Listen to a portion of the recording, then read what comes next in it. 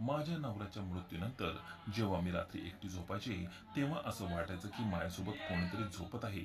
माझा नवरा रोज रात्री माझ्या स्वप्नात यायचा आणि बोलायचा, तू रडू नकोस, मी नेहमी तुझ्या सोबतच आहे. परंतु प्रत्येक सकाळी मी आश्चर्यचकित व्हायचे. सकाळी अंथरुणाच्या दुसऱ्या बाजूला कोणीतरी झोपल्याचे निशाण असायचे. माझ्यासोबत काहीतरी घडले आहे असेच मला वाटायचे. एके दिवशी हे रहस्य जाणून घेण्यासाठी मी माझ्या जागेवर माझ्या मैत्रिणीला रात्री झोपायला बोलावलं आणि मी लपून बसली. मध्यरात्रीच्या सुमारास जे काही घडलं ते बघून मला धक्का बसला. कारण त्या रात्रीला मी समजून माझ्याजवळ माझ्या नवऱ्याचा माझे नाव कुसुम आहे आणि मी माझी तुम्हाला कहाणी सांगणार आहे. जी कहाणी ऐकून तुम्ही देखील विचारात पडाल. माझ्यासोबत काही असं घडलं होतं यावर मला स्वतःला देखील विश्वास बसत नव्हता. परंतु जे काही माझ्यासोबत घडलं होतं त्यावर विश्वास ठेवणं माझ्यासाठी गरजेचं होतं. मला त्या मागचं रहस्य काय आहे हे जाणून घ्यायचं होतं. मी दिसायला खूप सुंदर होते, परंतु माझं नशीब इतकं सुंदर नव्हतं. मी माझ्या आई वडिलांची एकुलती एक मुलगी आहे. माझं लग्नाचं वय झालं होतं, त्यामुळे माझ्या आई वडिलांनी माझ्यासाठी स्थळ शोधायला सुरुवात केली. एके दिवशी मी माझ्या मैत्रिणीच्या घरी होते तेव्हा आई मला सगळीकडे शोधत फिरत होती. जणू काय मी कुठेतरी हरवली आहे. मी तरुण होते, परंतु माझी आई माझी काळजी एखाद्या छोट्या मुलाप्रमाणे घेत होती.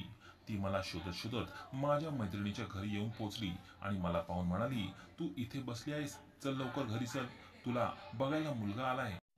आणि तुझा मोबाईल कुठे आहे बरं? मी तुला कधीपासून फोन करत आहे, परंतु तुझा फोन तर बंद लागतोय. तुझा फोन तू का बंद करून ठेवलायस? तेव्हा मी म्हटले, अगं आई, माझ्या फोनची चार्जिंग संपली आहे, कदाचित त्यामुळेच फोन बंद झाला असेल.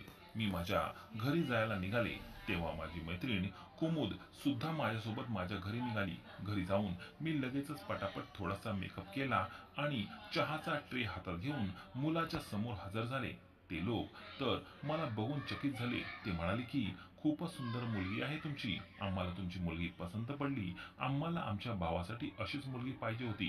त्यांनी सांगितलं की त्यांचे आई वडील या जगात नाहीत आणि त्यामुळेच मला बघण्यासाठी मुलाच्या दोन बहिणी आल्या होत्या. त्या दोघींचेही लग्न झाले होते, त्यामुळे ते आपल्या छोट्या भावासाठी एक सुंदर मुलगी शोधत होते, जी त्याला आणि त्यांच्या आई बापाच्या घराला सांभाळू शकते. ते स्थळ खरंच खूपच चांगलं होतं. मुलगा दिसायला देखणा होता, कलर मात्र सावळा होता. त्या स्थळाला नकार देण्यासारखं देखील काहीच नव्हतं. मुलगा इतका देखील काही वाईट नव्हता, फक्त त्याचा रंग थोडा सावळा होता. म्हणून माझ्या मनात हो नाही सुरू होतं. पण माझ्या आईने तर या स्थळाला लगेच होकार दिला. मुलाच्या बहिणीची फक्त एकच अट होती की लग्न लवकरात लवकर व्हावं, कारण की त्या दोन्ही बहिणी त्यांच्या सासरी राहत होत्या आणि त्यांच्याजवळ इतका वेळ नव्हता की त्या त्यांच्या माहेरी जास्त वेळ थांबू शकतील. मुलाची एक बहीण तर दूरच्या शहरात राहत होती, परंतु सध्या तरी स्वतःच्या भावासाठी मुलगी बघण्यासाठी काही दिवसांसाठी या शहरात ती आली होती. माझी आई म्हणाली की हे स्थळ हातातून निघून जायला नको. त्यांचं स्वतःचं घर आहे, मुलगा देखील एकटा आहे आणि याशिवाय मुलगा चांगला सुशिक्षित आहे. आणि सगळ्यात चांगली गोष्ट ही होती की त्या मुलाचं घर माझ्या घराच्या अगदी जवळ होतं. आम्हाला तर ही गोष्ट माहीत होती की या घरामध्ये एक मुलगा राहतो, जो एकटाच राहतो. त्याचे आई वडील नाहीत, परंतु त्या घरामध्ये कोणीही स्त्री नव्हती, त्यामुळेच त्या घरात कोणीही ये जा करत नव्हतं. आणि आम्ही देखील जास्त कोणाशी इतके काही संबंध ठेवले नव्हते. मला काय माहिती की त्याच घरातून माझ्यासाठी स्थळ चालून येईल. ज्या मुलासोबत माझं लग्न होणार होतं त्याचं नाव राजवीर होतं. मी तर असे ऐकलं होतं की ज्या मुलासोबत माझं लग्न होणार होतं तो खूप चांगला आणि मेहनती मुलगा आहे. काही दिवसानंतर माझं लग्न झालं आणि माझे लग्न झाल्यानंतर माझ्या घराच्या थोडंसं दूर मी माझ्या सासरी निघून गेले. जेव्हा माझं मन करायचं तेव्हा मी माझ्या माहेरी यायचे आणि मन करायचं तेव्हा सासरी जायचे. माझ्या नवऱ्याने मला कधीच अडवलं नाही आणि माझ्या दोन्ही नंदा त्यांच्या भावांचं लग्न केल्यानंतर स्वतःच्या संसारात रमून गेल्या आणि त्याही जास्त त्यांच्या माहेरी येत जात नव्हत्या. फोन करून विचारपूस करायच्या फक्त. मी माझ्या सासरी खूप खुश होते आणि प्रत्येकाला माझ्या घराबद्दल आणि माझ्या नवऱ्याबद्दल अगदी कौतुकाने सांगायचे.